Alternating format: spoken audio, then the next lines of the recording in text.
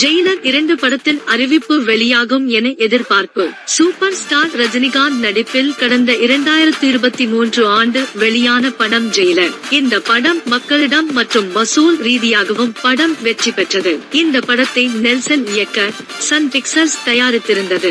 இந்த படத்தின் 2ஆம் பாகம் உருவாகும் என ஏற்கனவே நெல்சன் தெரிவித்திருந்தார். இதற்கான வேலைகள் நடைபெற்று வருகின்றன. படத்தின் ப்ரோமோ ஷூட் பணிகள் கடந்த மாதம் நடைபெற்றது. தற்போது ரஜினிகாந்த் லோகேஷ் கனகராஜ் இயக்கத்தில் கூலி நடித்து வருகிறார். இந்நிலையில் சன் பிக்சர்ஸ் அடுத்து தயாரிக்கும் சூப்பர் ஸ்டார் திரைப்படத்தின் அறிவிப்பை விரைவில் அறிவிக்கப் போவதாக வீடியோ ஒன்றை நேற்று வெளியிட்டனர்.